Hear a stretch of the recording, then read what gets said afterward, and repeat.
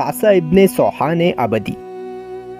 आपकी विलादत हिजरत से 24 साल कबल कतीफ के इलाके में हुई और आपका ताल्लुक कबीला कैस से था। कबीला कैस की जानिब से जब इस्लाम कबूल किया गया तो जनाब सासा का शुमार उन पहले अफराद में होता है जिन्होंने इस्लाम कबूल किया। गो के सोहान अबदी की तमाम औलाद का शुमार ही असहाबे अमीर अलैहिस्सलाम में किया जाता है, लेकिन जनाब सासा इब्ने सोहान का मकाम बाकी भाइयों से अलग है। दूसरी खिलाफत के ज़माने में 17 हिजरी में जब शहर कूफा की बुनियाद रखी गई तो हज़रत सासा का शुमार उन अफराद में किया जाता है जो मौला अमीर अलैहिस्सलाम के हुक्म पर कूफा की जानिब मुंतकिल हुए। तीसरी खिलाफत के ज़माने में हुकूमत की जानिब से की जाने वाली अकरबा परवरी के आप शदीद मुखालिफ रहे और कूफा में वलीद इब्ने उक़बा की बदआमालियों के ऐनी शाहिद थे।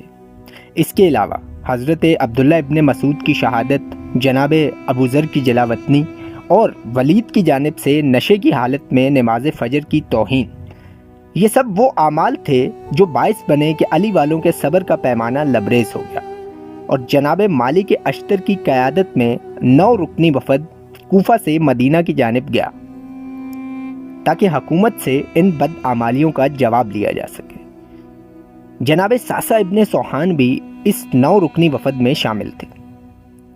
जब हाकिम इन्हें मुतमईन ना कर सके तो इस 9 रुकनी वफ़द को शाम में अमीर शाम की जानिब मुंतकिल कर दिया गया।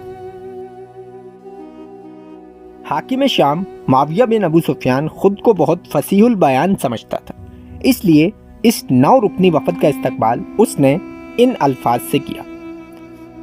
मैं आपको अंबिया की सरजमीन पर खुशामदीद कहता हूँ।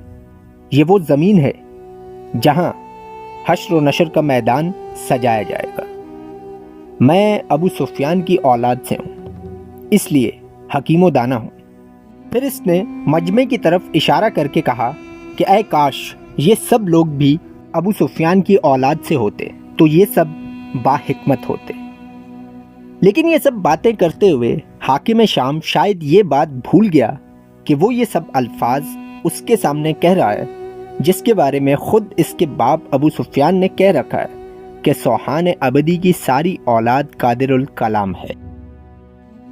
जैसे ही मुआविया की बात मुकम्मल हुई, हज़रत सासा इब्ने सोहान अबदी खड़े हुए और इसकी तमाम बातों का जवाब इसी तरतीब से देकर उसकी फसाहत व बलागत के खुद साख्ता बुत को ज़मीन बोस कर दिया। हज़रत सासा ने उसकी बातों के जवाब में कहा, माना ये ज़मीन अंबिया की वजह से मुक़द्दस है, लेकिन तू शायद ये भूल गया कि फ़राईन ने भी इसी इलाके पर हुकूमत की जिनकी तादाद अंबिया से कहीं ज़्यादा थी। मुक़द्दस ज़मीन पर रहने से लोग मुक़द्दस नहीं होते, बल्कि उनके आमाल उन्हें मुक़द्दस बनाते हैं। और बेशक कि यहाँ हशर का मैदान सजाया जाएगा, लेकिन याद रख कि इस ज़मीन से दूरी मोमिन को कोई नुकसान नहीं देती, ना ही इसका कुर्ब मुनाफिक को कोई फ़ायदा देगा। रही बात अबू सुफियान और उसकी औलाद की, तो याद रख अबू सुफियान से कहीं ज़्यादा हकीम व दाना जनाब आदम थे। जब उनकी तमाम औलाद एक जैसी नहीं तो अबू सुफियान की तमाम औलाद एक जैसी कैसे हो सकती है। मुआविया ने आपका जवाब सुनकर आपको लिसानुल हदीद का लक़ब दिया और कहा कि ऐ सासा, काश मैं तेरी औलाद से होता ताकि ये फसाहत व बलागत मुझे भी मिलती। मिस्र से आए बुलवाइयों ने जब हुकूमत के ख़िलाफ़ क़याम किया तो जनाब सासा भी इस क़याम में शामिल थे और जब खलीफा से बात करने के लिए एक शख्स को मुंतखब किया गया तो वो जनाब सासा ही थे। जब आप खलीफा के सामने पहुँचे तो आपने सूरह हज की 41वीं आयत की तिलावत फरमाई जिसमें इलाही हुकूमत का लाहे अमल बयान किया गया। आपने खलीफा से कहा कि क्यों कुरान के इस हुक्म पर अमल नहीं करते। इस बात पर खलीफा बरहम हो गए और सासा को दरबार से निकलवा दिया और इस तरह हुकूमत और मिस्रियों के दरमियान मुज़ाकरात नाकाम रहे। जब मौला की ज़ाहिरी खिलाफत का ज़माना शुरू हुआ तो जनाब सासा का शुमार उन अफराद में किया जाता है जिन्होंने मौला अमीर अलैहिस्सलाम के हाथ पर सबसे पहले बैत की और इसी मौका पर जनाब सासा के वो तारीख़ी अल्फाज ज़िक्र किए जाते हैं जो हमेशा के लिए अमर हो गए। खुदा की कसम, आज हक अपने मरकज़ पर लौट आया।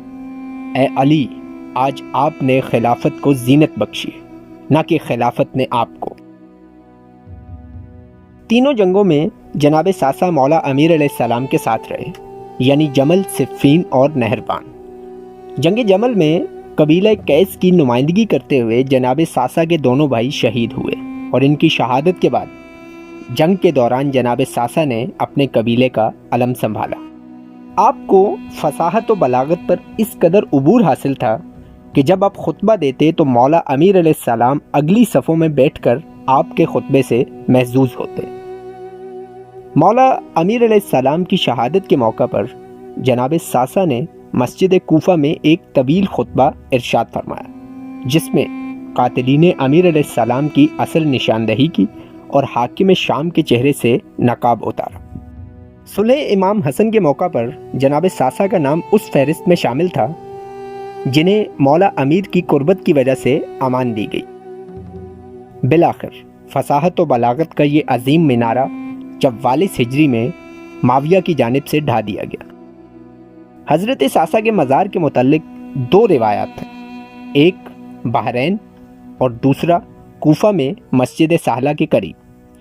چونکہ مسجد سہلہ کے اعمال میں آپ کا ذکر موجود ہے، اس لیے یہ روایت زیادہ قرین قیاس ہے۔